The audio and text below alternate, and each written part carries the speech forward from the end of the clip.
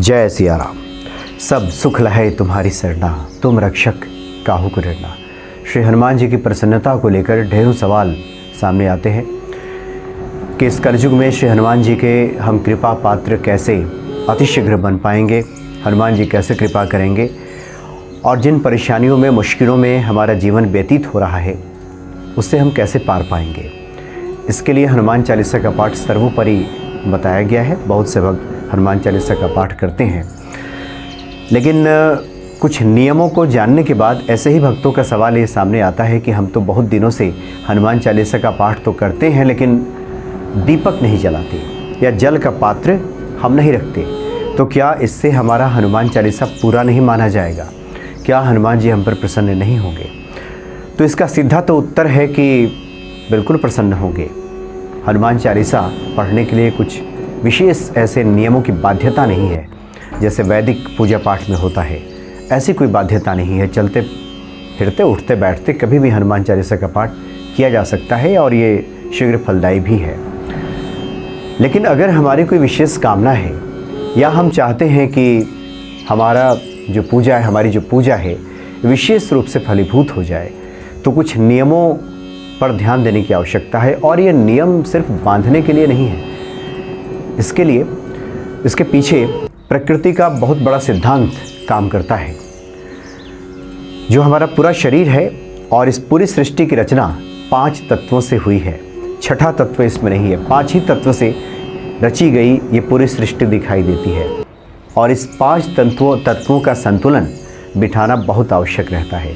हमारे शरीर में भी जो हम प्राण वायु लेते हैं, हमारा शरीर भी 5 तत्वों से बना है और इन 5 तत्वों में से कहीं भी कोई गड़बड़ी हो जाती है, असंतुलन हो जाता है, तो हम बीमार पड़ जाते हैं। हमारे जो ऋषि मनीषी हैं, इन 5 तत्वों में से किस तत्व की प्रधानता है ये समझ करके, जान करके जब पूजा पाठ करते थे, कोई साधना करते थे, तो उसका विशेष फल उन्हें शीघ्र प्राप्त हो जाता था। देवराहा बाबा से कोई पूछता था कि आपकी लंबी उम्र का रहस्य क्या है। कुछ पत्रकार उनके पास जाते थे, पूछते थे कि आपकी लंबी आयु का। चूँकि राजेंद्र प्रसाद जी ने उनके बारे में लिखा था, देवराहा बाबा के बारे में, कि जब राजेंद्र प्रसाद जी छोटे थे तो जैसे देवराहा बाबा दिखते थे, राजेंद्र प्रसाद जी की उम्र जब 75 साल की हो गई, उस वक्त भी देवराहा बाबा वैसे ही दिखते थे। यानी बताया जाता है कि देवराहा बाबा की उम्र लगभग 250 साल से भी ज़्यादा रही। तो लोग उनसे पूछते थे कि आपके इस लंबी उम्र का रहस्य क्या है, तो वो कहा करते थे, अरे इसमें कौन से रहस्य की बात है बचवा, कोई दूसरा प्रश्न पूछ लो। लेकिन जब लोग पीछे पढ़ते थे तो कहते थे कि दिन में चंद्र चलावे, रात में सूर्य, सो योगी कहलावे।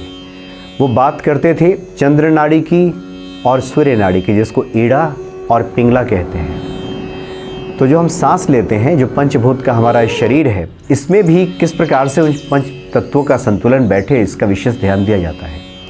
तो रही बात पूजा की, तो पूजा में भी 5 तत्वों की प्रधानता रहती है, उसकी उपस्थिति रखी जाती है। तो हम जो साधना करते हैं, जो पूजा करते हैं, उसका तुरंत हमें फल प्राप्त हो जाता है। अब 3 तत्व तो पहले से विराजमान है, धरती, आकाश और वायु, हवा। 3 तत्व तो पहले से है। अब एक जल तत्व वहाँ विराजमान कर देते हैं हम, लोटे में के पात्र में वहाँ जल रख देते हैं, कलश स्थापना कर लेते हैं या किसी भी पात्र में जल रख लेते हैं और फिर एक दीपक जला लेते हैं। तो ये अग्नि तत्व, अग्नि, जल, वायु, आकाश और धरती, ये 5 तत्व है। इन 5 तत्वों की प्रमुखता वहाँ पे हो जाती है, उपस्थिति हो जाती है, ये साक्षी बन जाते हैं। उसके बाद जब हम कोई पाठ, कोई साधना करते हैं, पूजा करते हैं, तो उसका हमें लाभ ज़्यादा प्राप्त होता है। ऐसा नहीं है कि दीपक नहीं जलाएंगे, जल का पात्र नहीं रखेंगे तो हनुमान चालीसा का फल हमें नहीं मिलेगा, ऐसा बिल्कुल नहीं है। लेकिन इसके पीछे जो प्रकृति का सिद्धांत काम करता है वो यही काम करता है कि 5 तत्वों की प्रमुखता वहाँ होनी चाहिए। और दूसरा जो दीपक है, ये तिमिर भगाने का काम करता है, अंधकार को दूर करता है। इस अर्थ में भी हम दीपक को रख सकते हैं। चूँकि प्रभु राम और माता सीता जब अयोध्या वापस लौटे थे वनवास के बाद, तो अंधकार कैसे दूर हो, चूँकि सायंकालीन के बाद तो वो पहुँचे थे, रात्रि लगभग हो चुकी थी। तो लोगों ने युक्ति निकाली कि क्यों न पूरे अयोध्या को हम जगमग कर दें, हर कोई अपने घर पे दीपक जलाए, बाहर जलाए, जहाँ जहाँ व्यवस्था है वहाँ जलाए, तो इतना उजाला होगा जिसमें हम प्रभु राम के दर्शन भी कर लेंगे, अंधेरा भी दूर हो जाएगा और उनका मार्ग भी प्रशस्त हो जाएगा। मार्ग का जो अंधेरा है वो दूर हो जाएगा और प्रभु सकुशल अपने महल में पहुंच जाएंगे। ये भाव भी था।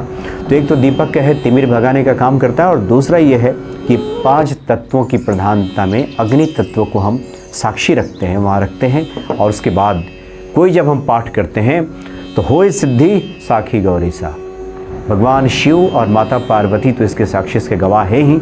ये अग्नि तत्व और जल तत्व भी वहाँ विराजमान करके बाकी 3 तत्वों की उपस्थिति वहाँ पहले से ही होती है और हमारी पूजा वहाँ पूर्ण हो जाती है। इस भाव से भी दीपक को रखना चाहिए, जलाना चाहिए। जलाए तो अति उत्तम है। कभी कभी न जला पाए, कहीं बाहर हैं, इधर उधर हैं, तब हनुमान चालीसा का पाठ कर लें, लेकिन जला ले तो बहुत अच्छा। जय सिया राम।